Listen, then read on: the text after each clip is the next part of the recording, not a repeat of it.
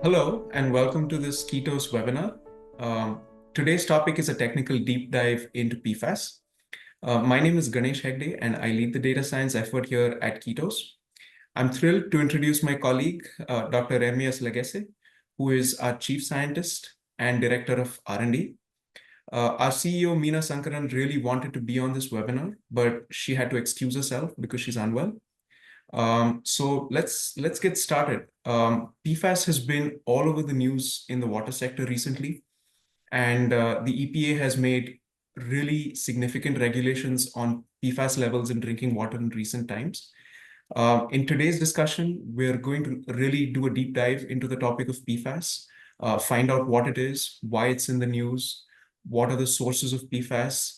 We're also going to discuss a little bit about what KETOS is doing to help utilities and other stakeholders in the area of PFAS monitoring and detection. Let's just get started. Let's dive into everything PFAS. Are you excited to discuss PFAS, Ermias? Yeah. Thanks for having me, Ganesh. Yeah, like you said, PFAS has become a real hot topic in water circle recently. Yeah. We have got a lot of grounds to cover, so let's get started. Yeah, awesome. So I think it would be really useful, first off, to give our participants a quick overview and a broad sort of understanding of what PFAS is, what these chemicals are, and why do we keep calling them forever chemicals? Yeah, that is a good question to start with.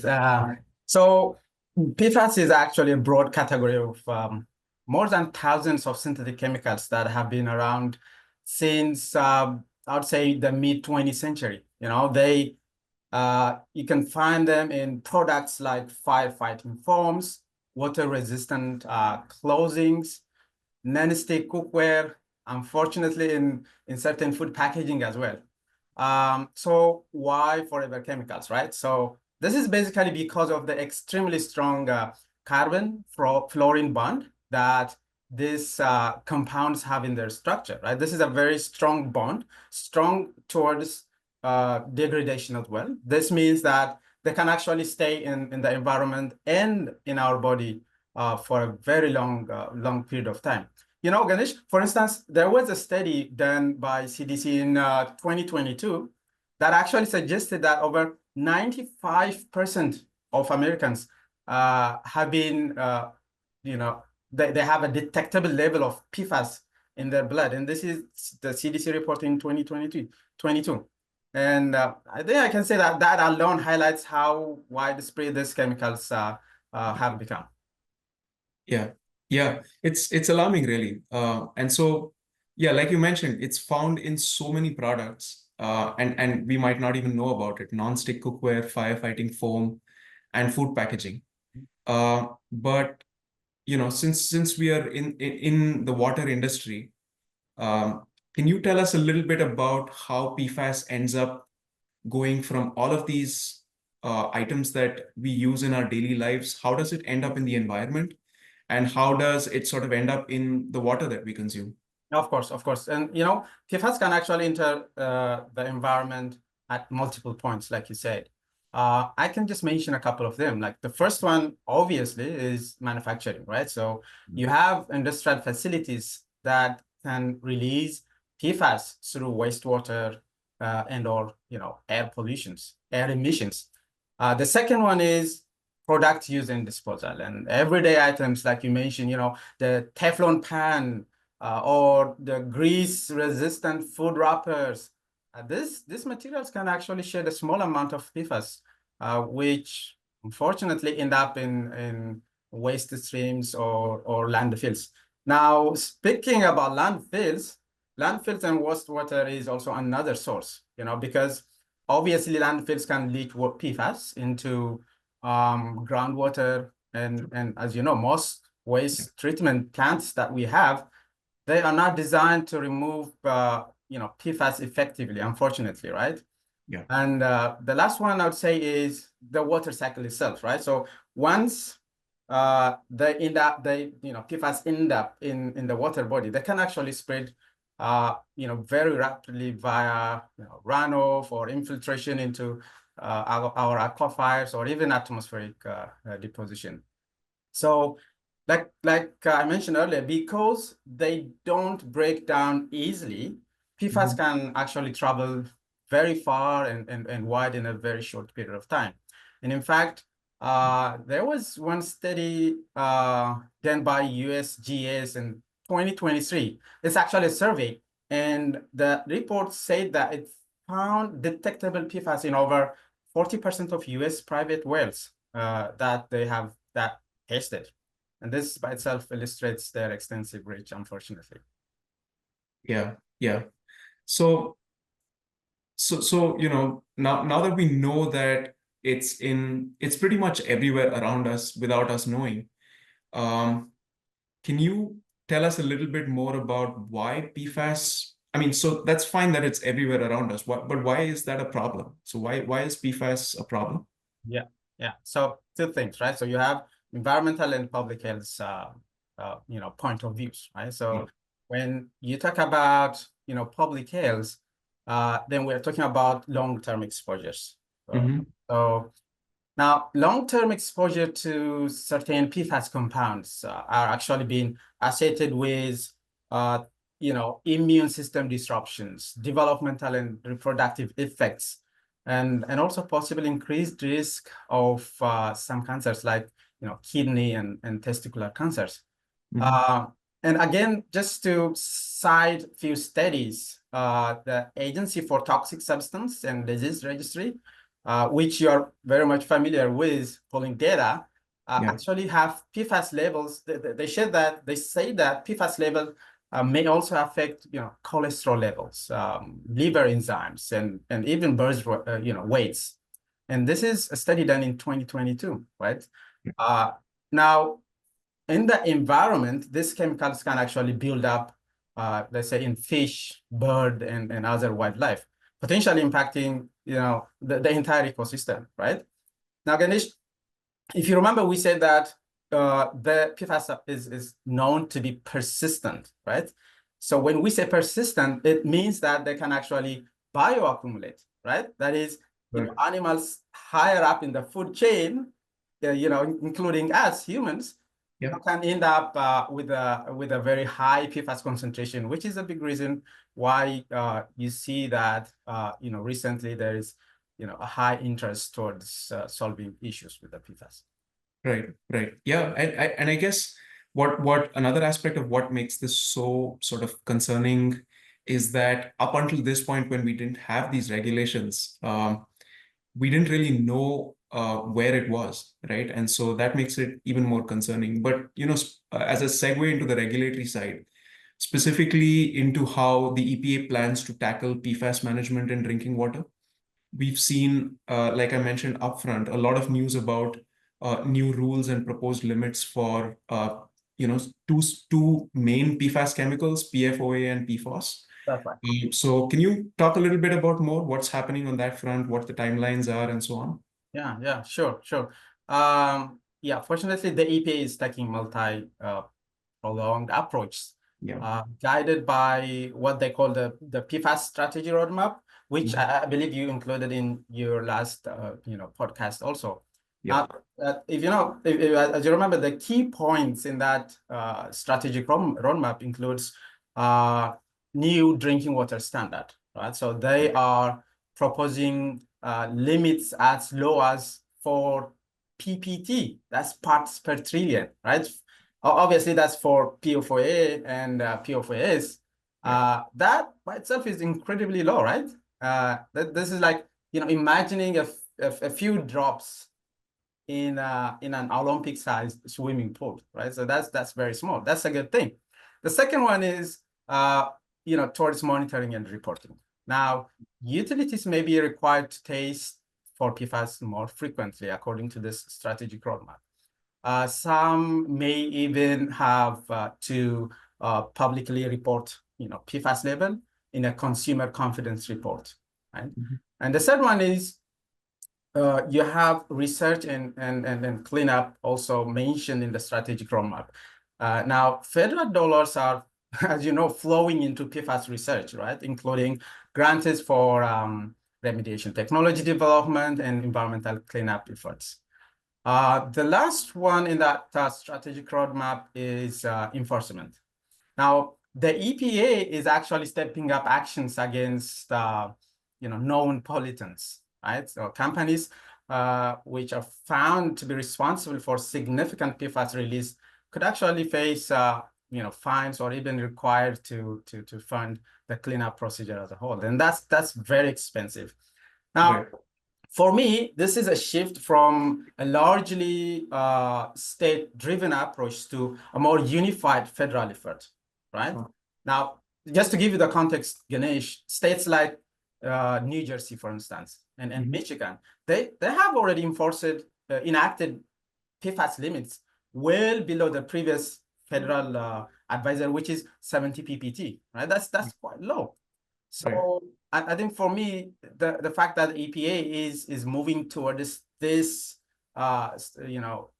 shows that it is bringing them towards the national consistency. So that's a good thing. Right. Yeah. And I think another encouraging thing that from my perspective, another encouraging thing is that the health advisory level, which is 70 ppt, the EPA MCLs for PFOA and PFAS are like well below the health advisory levels as well, right? So 4 ppt for PFOA and PFOS, which is really great and encouraging. So can you talk a bit about, so we have these new rules that have been set, but can you talk a little bit about what utilities can do to prepare for this? The management, monitoring, removal, and overall compliance. You mentioned that non-compliance can be extremely expensive. So can you talk a little bit more about what utilities can do to do something about PFAS management and compliance? Of course. Yeah. And Ganesh, the short answer would be utilities should be proactive, right, towards this thing. Absolutely. Proactive towards testing and baseline data, for instance. Yeah. Now, the utilities should now begin sampling for PFAS now, if they are not already doing it, right? And consider a more comprehensive testing for multiple PFAS compounds. Just like you said, right? It's not just for PFOA and PFOAs, because this list is going to grow, a lot faster, right? The second one is infrastructure updates. With infrastructure updates, also they should be proactive. They should start evaluating their current treatment processes. Whether it's activated carbon or ion exchange or river osmosis, which are some of the most common methods. They need to start evaluating their methods.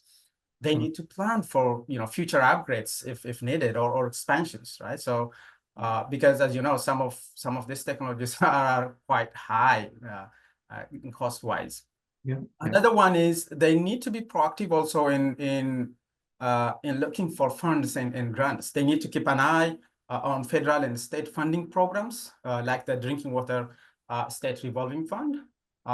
And there are also a lot of PFAS specific grants, statewide or federal. So they need to be proactive in a lot of things. Yeah. And that sort of reminds me of federal action in the lead and copper rule, where federal authorities worked in conjunction with utilities, and funds were provided for removal of lead and copper rule pipes. And we expect that kind of joint action will be really beneficial. And utilities should make sure that they have access to all of the resources from the federal government and EPA in this regard, right? Yeah, that's correct. Yeah. So, all right. So now that we've spoken about that, I think one aspect of PFAS that is reliably difficult is detecting it, and that's part of the reason I think why it was sort of not made too much of a priority until now. Can you talk us through that a little bit? What are the challenges, and why has it been so challenging from a detection perspective, and why there is a push for knowing what's in your data and a greater push for compliance now? Yeah, I can mention a couple of challenges when it comes to method development detection technology for these compounds. The first one is the fact that you are looking at an ultra low level, right? So we are talking about parts per trillion, even in some cases parts per quadrillion, right? So that is very, very low, and detecting that low requires an incredibly sensitive equipments like liquid chromatograph, mass spec, tandem instruments, and also you need to follow very strict lab protocols, and this is very expensive. Another one is the complexity of the methods themselves. The approved methods, if you look at them, they are very complex. And the fact that you have thousands of PFAS chemicals, right? So the compounds, I mentioned, are more than 1,500. And currently, testing them with the method that is already out there is actually quite complex. Capturing all of them, right? And another one is even with this method, you are looking at a very high cost and a very slow turnaround time, right? So lab-based testing using those tandem instruments, for instance, would take more than a month. And some of our collaborators are telling us that for some labs, it is actually taking them close to a month to produce results from the lab test. And this is not a right way when it comes to real time getting data in real time. Now, when it comes to real time data, obviously real time data will let utilities respond instantly to spikes.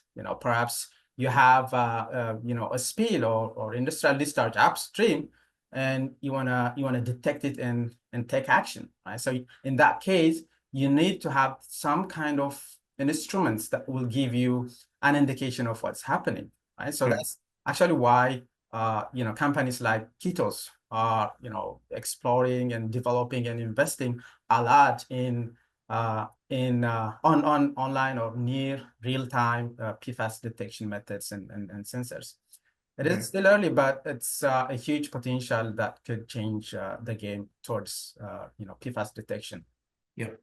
So Ganesh, let's just pivot, because I was mentioning about real-time data, right? So let's pivot to KETOS's data science effort now. And I know that you have been involved in developing AI-driven analytics at KETOS. So let's zoom in on a specific KETOS tool, the KETOS Prism, right? What is the intent of releasing the KETOS Prism solution? And if you could tell us who would be the ideal audience. So we launched KETOS Prism formally in December of 2024 to address a few very acute pain points that we felt that no one was addressing. The first was that we felt that there were data products in the market that addressed water availability, usage, and stress, right? So there's a lot of emphasis on the risk of running out of potable water, for instance. And so there are analytics products out there that address that. But there were no products that addressed specific types of water quality risk. And when we're talking about PFAS, for instance, there are no products, excuse me, there are no products in the market that basically tell you that, because of historical data, this is the risk of you having PFAS contamination in your water, right? So that was a big gap that we felt need to be addressed. The second was that, water quality data is fragmented, it's scattered and difficult to find, right? And so if you're interested in knowing historical water quality in your area, you have to do a whole lot of digging and cleaning and merging of data. You've seen this, Ermias. When we need water quality data from a particular area, it's so difficult to source data from the USGS, from EPA, and a whole bunch of other sources. It takes sometimes days and sometimes months to get the data that you need, and then clean that data up, merge that data with the data that you're interested in, and get actual insights. Right, so that's a big that's a big hole as well. And none of the products that were there from a water quality perspective really took all of this raw data and contextualized that raw data in terms of risk of contamination, like I mentioned, right? So if you wanted to know your PFAS risk, you wouldn't be able to know that from the water quality products out there on the market. And so that's the reason why we created KETOS Prism. I'd say that the ideal audience is anyone that's interested in water quality, specifically um, location-specific water quality risk and history and risk, right? So customers like construction planners, researchers, policy planners, environmental law firms, corporate defense lawyers, and so on, right? So there's a whole swath of customers that I think will find KETOS Prism really, really valuable. Yeah, Yeah. interesting. That's great. And but you mentioned a quite diverse user base, right? So how can users, especially those from different background, work with the tool, reports and data provided by the Prism? Yeah. And so, yeah, that's a great question, Ermias. So that gives me a chance to sort of give an idea of how we're going about developing Prism. And so the way we're developing Prism is we're working closely with our customers and sort of responding very quickly to their specific data needs, right? So we are releasing data sets for public consumption along with applications of examples of applications that can be built on top of this data, right? And the applications include traditional web-based applications, but also original KETOS research that provides insights that aren't there in the public domain, but also sort of tells you about what you can do with this data once you have it, right? So just to speak to PFAS very, very directly, right? So we released a tool called the PFAS Proximity Finder as a service tool. So PFAAS or PFAS. So pfaas.ketos.co is the tool. It's a free tool, right? Everyone, whether you're in the water industry or not, it doesn't matter. You should go to this website. You should take your location-specific drinking water PFAS risk assessment. Right now, this is built using a PFAS contamination data set that is part of KETOS Prism that we have made available on the KETOS website under the resources section. So you should check that out. Along with the data set, we're also offering a very comprehensive research report titled PFAS contamination in the US. So there's a free sample that interested users can download and take a look at. And there's also a more complete paid version that has some really incredible and shocking insights about PFAS contamination in the US. And, I'd highly encourage people to check this research out. It was really very, very enlightening about what we found about PFAS contamination in the US. Yeah. And I'm actually going to second that and ask our audience to go and check that out. Yeah. We do also have a reaction YouTube video that we made last year. That's right. Yeah. But on that note, Ganesh, can you elaborate on how lawyers, utilities, and researchers specifically use KETOS Prism or the KETOS, the PFAS Proximity Finder to improve their understanding of PFAS?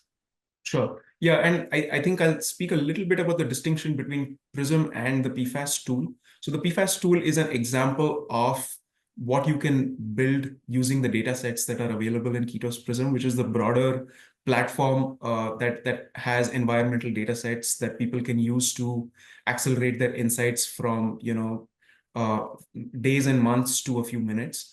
The PFAS tool is a very specific tool that we found might be useful for people to take their own PFAS risk assessment.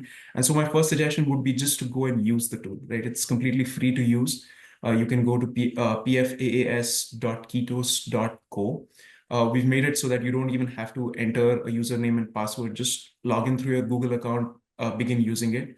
You can just enter your zip code or your specific address and see what your PFAS risk is. And just as a disclaimer, this PFAS risk is based on research that we have done at KETOS on PFAS data that's available all through the US. So the next level is obviously downloading the sample report, like I mentioned, gives you further insight.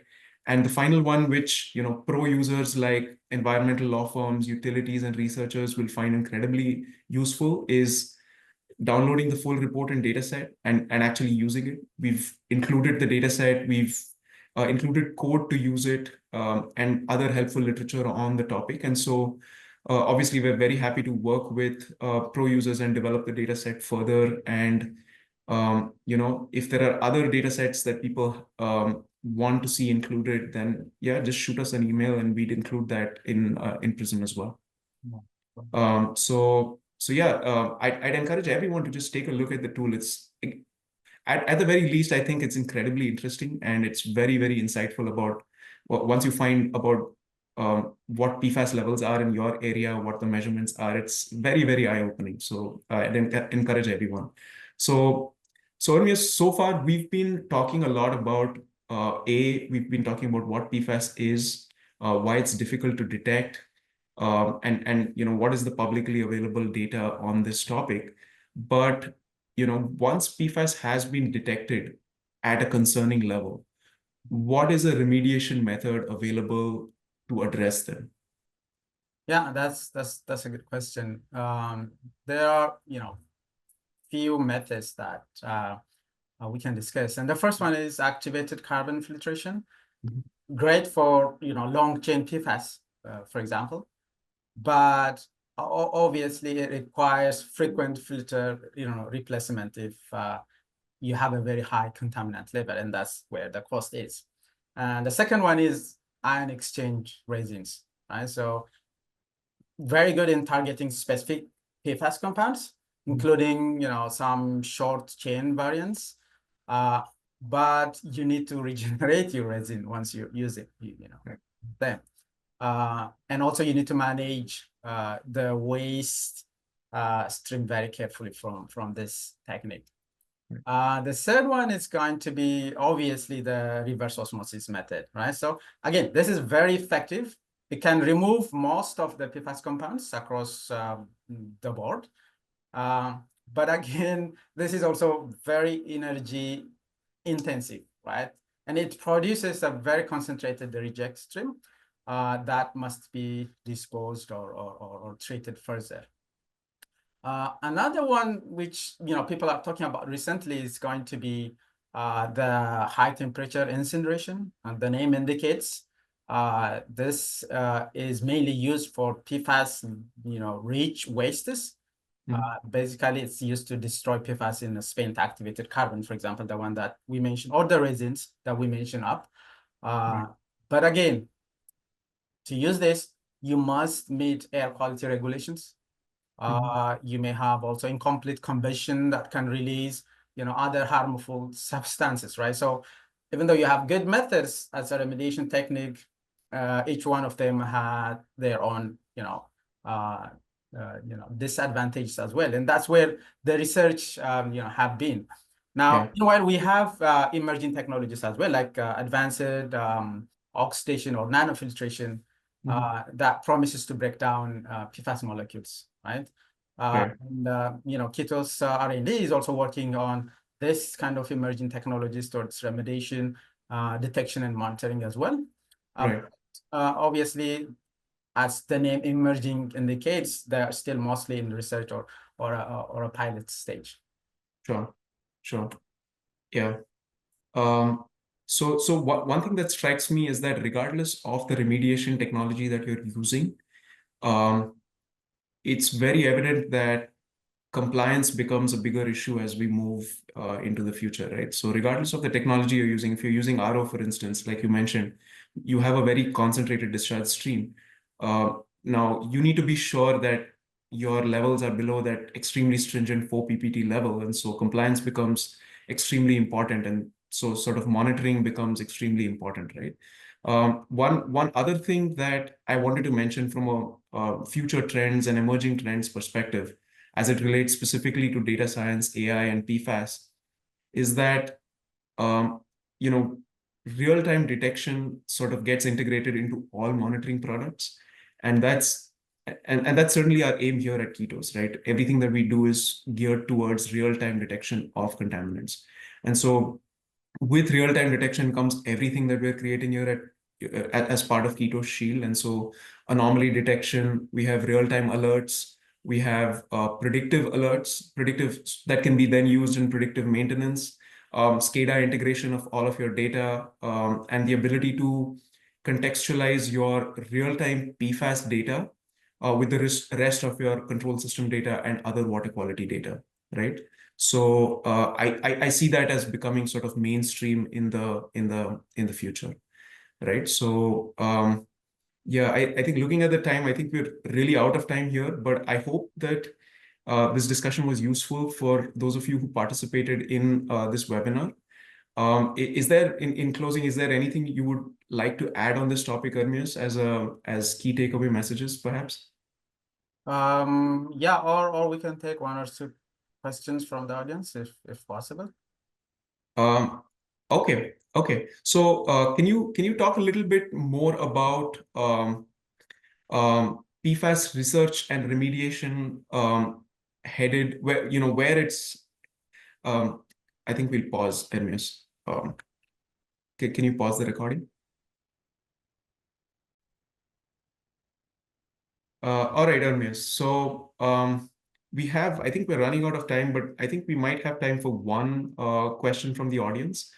And so the question is, where do you see PFAS research and remediation headed in the next few years? Are there emerging trends or technologies on the horizon? That's a very good question, and I see a few big trends in the horizon. The first one is going to be obviously we discussed it about regulations, right? So I think the EPA and other global regulatory bodies will likely add more PFAS compounds to their list. Not only PFOA and PFAS, but more lists are coming. We will also see possibly an increasingly stricter limits on PFAS in drinking water.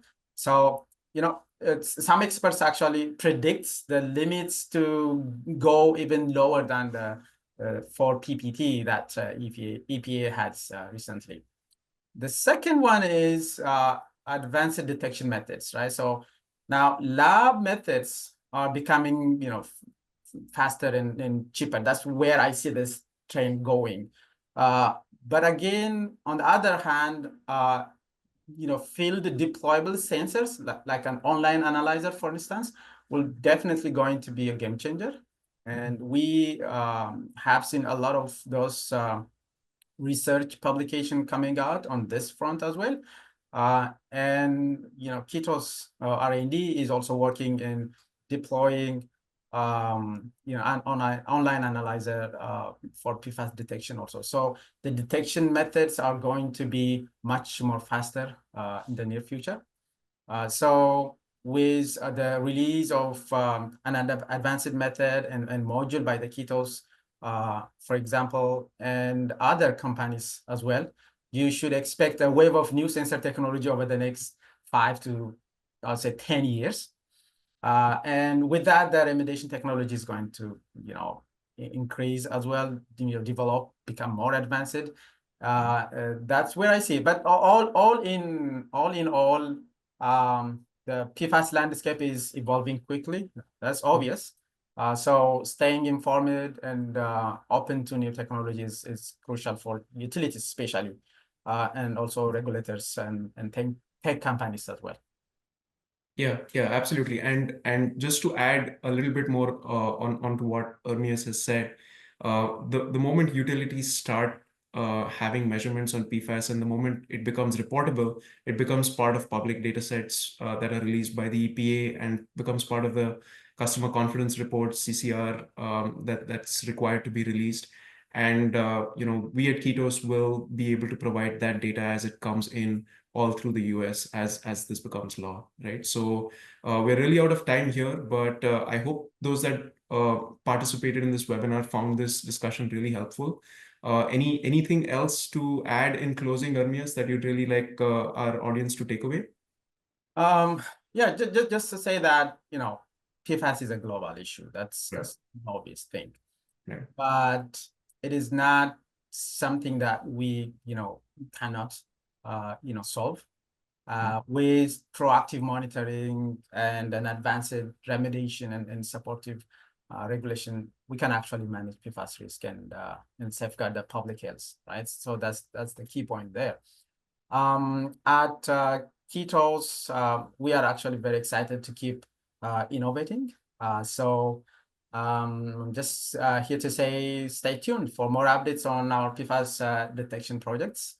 KETOS R&D is extensively working towards innovative PFAS monitoring and detection tools. So yeah, stay tuned. Yeah, yeah, and just wanted to add that we say this quite frequently at KETOS, but it's sort of you can't manage what you don't measure, and we are getting increasingly better at measuring and monitoring PFAS, and we'll make that part of our detection suite. But we encourage all our stakeholders, policymakers, utilities, remediation companies, to start being proactive as quickly as possible, to start knowing what's in their PFAS, at least from a public measurements perspective. And so everyone who's interested in this topic and wants to know more about what KETOS is doing in the area of PFAS, I'd encourage you to contact us, and our email address is info@ketos.co. I also encourage everyone to check out our website, ketos.co, to see our entire suite of water quality monitoring and intelligence products. And especially on the topic of PFAS, I'd encourage everyone to take a look at our PFAS Proximity Finder tool.